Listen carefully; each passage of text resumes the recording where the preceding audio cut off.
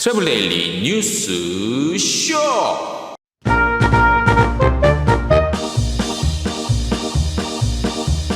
전국 여행업 비상대책협의회 소속 전국 단위 150여 명이 지난 12일 국회의사당 앞에 모여 집회를 이어갔습니다. 2021년 1월 인아웃바운드 통계 자료가 발표됐습니다. 2020년 12월 대비 의미 없는 변화가 지속되고 있습니다.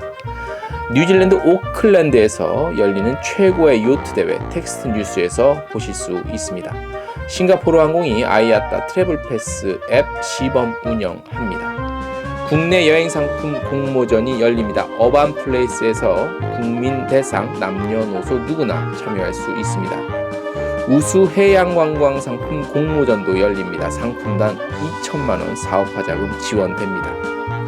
헐리우드 영화 티켓 투 파라다이스 촬영지로 퀸즐랜드주의 휘선 데이즈가 선정됐습니다. 트래블 데일리 뉴스쇼 3월 15일 월요일자 순서 시작하겠습니다. 네, 여러분 안녕하십니까. 트래블 데일리 동영상 뉴스쇼 3월 15일 3월의 중간입니다. 그리고 한 주간의 시작인 월요일 소식 전해드리겠습니다. 저희가 주말 통해서 현장 영상을 이미 보내드렸는데요. 그래도 뉴스로 말씀을 드리는 게 좋을 것 같아서 오늘 첫 소식으로 꼽았습니다. 여행업계 생존을 위한 투쟁이 전국 단위로 확대되고 있고요. 전국 중소여행업 비상대책협의회 전국 비대위로 부르겠습니다. 소속이죠. 서울, 부산, 광주, 대전, 목포, 순천, 곡성, 창원, 진주, 해남 등 전국 11개 지역에서 150여 명의 여행사 대표 및 관계자들이 지난 12일 서울 여의도 국회 앞에서 주요 6개 요구사항을 주장하면서 조속한 지원 관련한 집회 시위 열었습니다. 코로나19로 인한 본격적인 피해 이후 네 번째 집회죠. 전국 단위 집회는 또 이번이 처음입니다. 또 전국 각지에서 한 번에 150여 명이 올라온 것은 이번이 처음입니다. 그래서 당일날 공식 집회를 끝내고 여의도역이나 여의도 주요 일대에서 1인 시위, 피켓 시위를 또 이어갔어요. 관련한 영상 이미 보내드렸지만 짤막하게 좀 보고 오시겠습니다.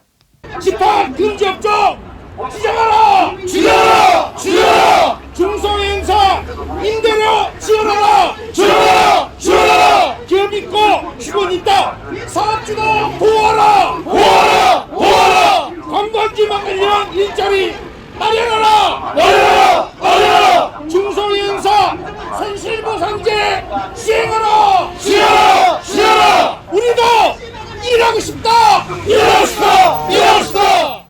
보신 바와 같이 비대위의 요구사항은 이미 알려진 대로 여행업의 집합금지 업종 지정, 그리고 관광진흥개발기본법에 위기재난금 조항을 좀 만들으라는 것과 중소여행사 임대료 지원, 관광지 관련 일자리 신설, 사업주도 고용유지 지원금 적용받을 수 있도록 해달라는 그런 내용입니다. 그리고 중소여행업 손실보상제 적용입니다. 이미 많은 보도를 통해서 알려드렸다시피 자세한 내용은 좀 생략을 하고요.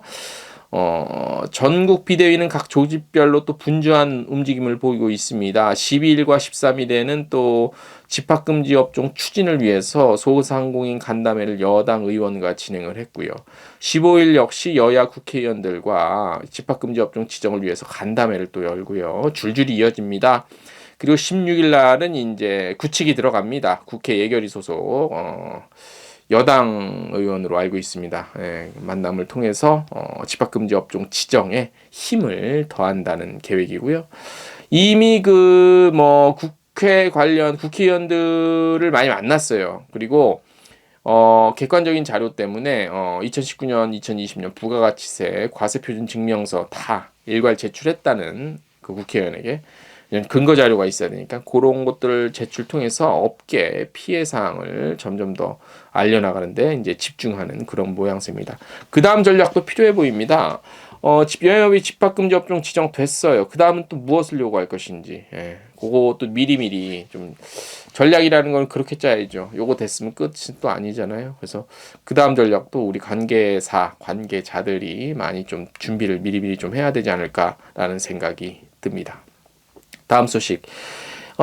지난 1월 입국자와 출국자 인바운드 아웃바운드 통계가 발표됐습니다. 뭐 별 큰 움직임은 없습니다. 별다른 뭐 변화는 없는데 1월은 전년 동월, 그러니까 지난해 1월 2020년 1월 대비 그러니까 1월까지는 실적이 괜찮았던 것 같아. 작년 1월은 96.6% 감소한 8만 6천여 명 출국했고요. 2020년 12월 8만 9천여 명 대비 6천 명 정도 소폭 상승했는데 큰 의미는 없습니다. 국가별로는 미국, 필리핀, 중국 이렇게 되고 입국자는 1월 전년 동월은 뭐 127만여 명이었는데 지난해 1월 대비 입국자 역시 95% 감소했습니다.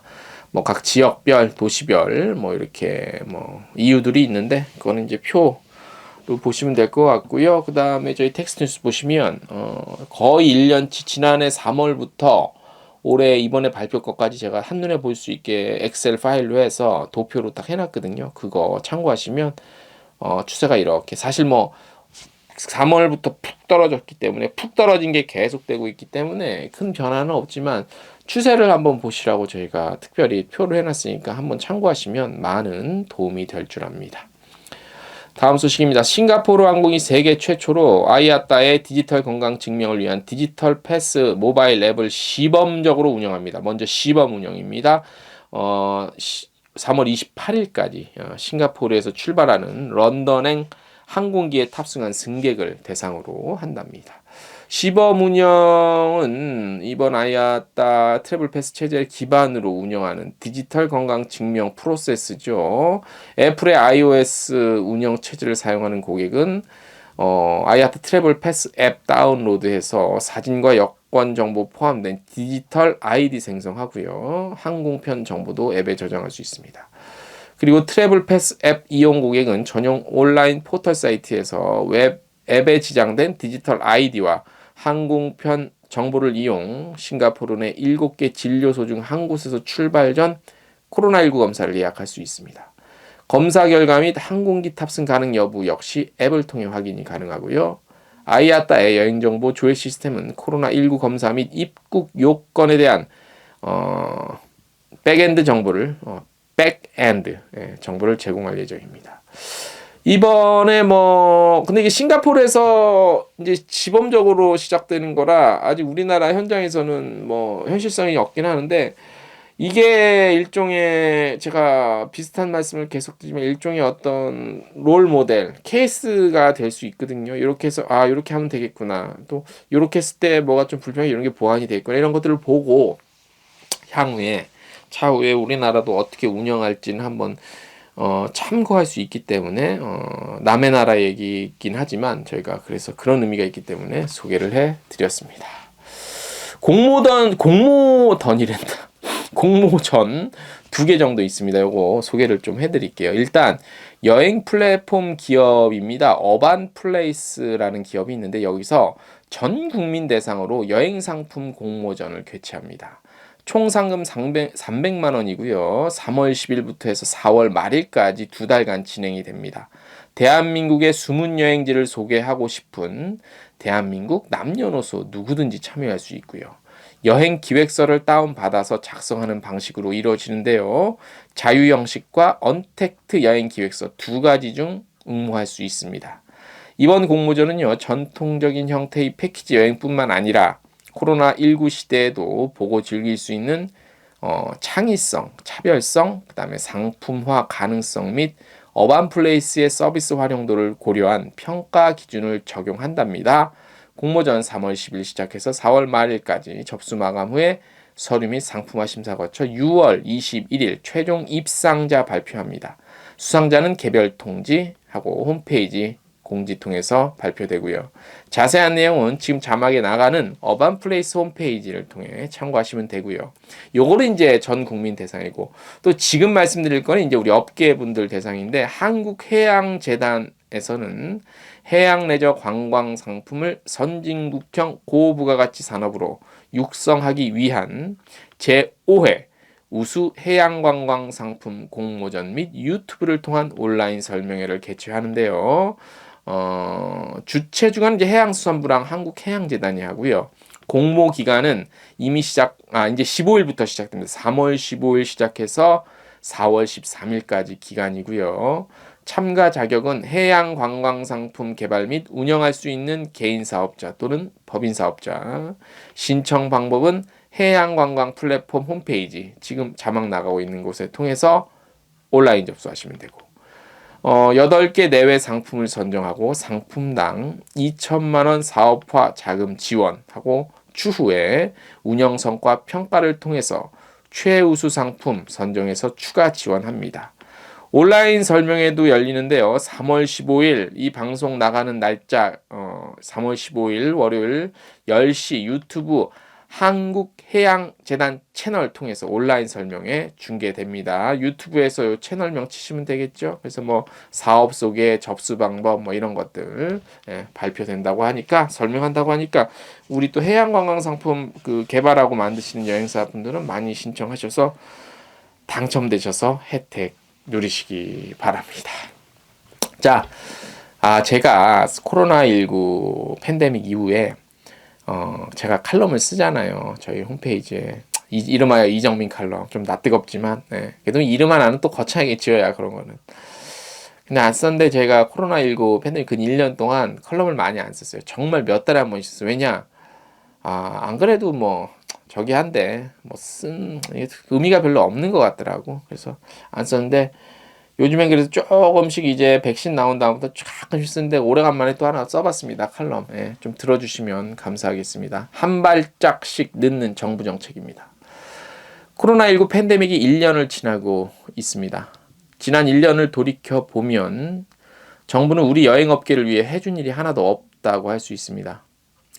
이는 단순히 타 업종 대비 지원 금액 같은 것들을 못 받은 것에 대한 섭섭한 표현은 아닙니다. 왜 그런지 지금부터 하나하나 따져 보겠습니다. 먼저 특별고용 지원 업종 지정입니다. 국제선 항공 노선이 본격적으로 중단되기 시작한 2월부터 이미 여행업계는 인아웃바운드를 시작으로 피해가 속출하기 시작했죠. 하지만 여행업계는 사스와 메르스 사태를 이미 겪어봐서 바이러스 확산과는 별개로 결코 짧지 않은 후유증이 있을 것이라는 예상을 하면서 2020년 2월이죠. 우리 여행업계가 먼저 나서서 고용노동부에 특별고용지원업종 지정을 강력하게 요구한 바 있습니다.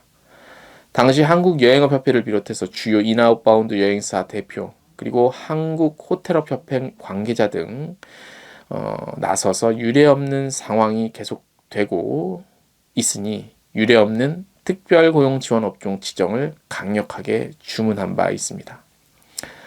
다행인지 불행인지는 모르겠지만 정부의 여행업 특별고용지원업종 지정을 통해 그나마 반년 정도는 우리 고용인들, 그러니까 우리 종사자들이겠죠. 고용인들에게 미안한 마음은 조금 덜 수 있었습니다. 여행사 대표 입장에서는 말이죠. 결과론적인 얘기지만 팬데믹 초기 여행업계에 이 같은 요구가 없었다면 여행업의 특별고용지원업종 지정은 어쩌면 매우 난망한 일이 될 수도 있었습니다. 여기까지는 좋습니다. 특별고용지원업종은요, 고용 안정을 최우선 목적으로 한 탓에 팬데믹 피해가 커지면 커질수록 이른바 족쇄로 작용하는 결과로 이어지고 있습니다. 또한 특별고용지원업종으로 지정될 경우 사무실 출근 자체가 대단한 불법으로 이어져서 고용주와 고용인 모두 미래에 대한 설계도 할 수 없고요. 준비도 하면 안 되는 매우 이상한 정책으로 작용하고 있습니다. 여기서 끝이 아닙니다. 기존의 월급 대비 반토막 수준도 안 되는 금액으로 버티려면요. 우리 고용인들은 또 다른 일자리가 필요합니다. 이른바 알바입니다.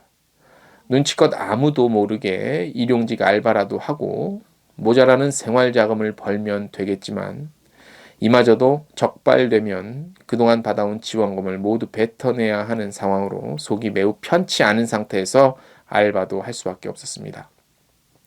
이 같은 현실을 알았는지 아니면 누구도 예상 못한 팬데믹 상황이 길어지자 정부는 지난달부터 일용직 노동을 통한 돈벌이는 괜찮다는 허락을 해줬습니다. 하지만 아직까지 소속 회사의 출근을 통한 업무 활동 적발 시에는 매우 불합리하게 여겨지는 행정력이 동원돼서 법을 어긴 국민으로 낙인 찍힙니다. 매우 근시안적인 행정으로밖에 볼 수 없습니다. 얼마 전부터 여행업계는요, 집합금지업종에 지정해달라고 외치고 있습니다. 이 역시 전국의 여행사가 들고 일어나서 국회, 청와대, 여당 당사 앞으로 쫓아가니 이제야 눈길을 좀 주고 있는 상황입니다. 혹자는 그런 얘기를 합니다. 여행업계가 매출이 부진하다는 핑계로 특별고용지원업종 그리고 집합금지업종 등의 지정을 통해서 온갖 혜택과 지원을 다 받으려고 한다고 치부하죠. 하나를 주면 둘을 달라 하고 둘을 주면 셋을 달라 할 것이라며 객관적 기준과 형평성 없이 모두 들어준다면 업계의 요구가 끝이 없을 것이라고도 하는 사람이 있습니다. 문체부 역시 이번 추가 경정 예산에 팬데믹으로 인한 여행업계 피해 지원 몫은 크게 염두에 두고 있지 않은 것 같습니다. 신규 채용할 기업은 없고 사라지는 기업만 늘고 있는데 청년 채용 관련 예산에는 매우 정성을 쏟는 눈치입니다. 오히려 4년 뒤를 보장하지 못하는 국회의원들이 더 도와주라고 성화합니다. 매우 이례적인 모습이라 당황스럽기는 하지만요. 당연한 주장이며 박수 받아서 마땅합니다. 다행히 집합금지 업종 지정에는 긍정적인 시그널이 오고 있지만 이 역시 한 발 늦은 결정으로 아쉬움이 큽니다.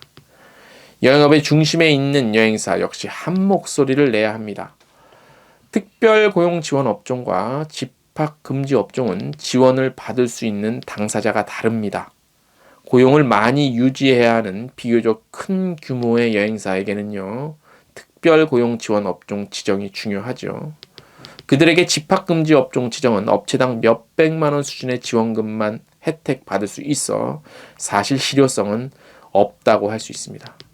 그래서인지 수차례 시위 집회 현장에 그들의 모습은 보이지 않고 또한 사실 나타날 이유도 없습니다. 정책을 결정하는 조직은 언제나 대표성을 따집니다. 조직이나 규모가 매우 작은 소규모 업체 수천 개가 모여서 떠들어도 대기업 수준에 근접하는 큰 조직이나 기업의 목소리에 더 귀를 기울인다는 말입니다. 똑같은 지원이라도 그렇게 도와줘야 이른바 티가 더 나기 때문이죠. 한 발짝씩 늦는 정부 정책. 지금은요, 방향보다 속도가 중요합니다. 어디로 가야 할지 어떻게 해야 할지 지나가는 개도 합니다. 트래블데일리 동영상 뉴스쇼 오늘 순서 여기까지입니다.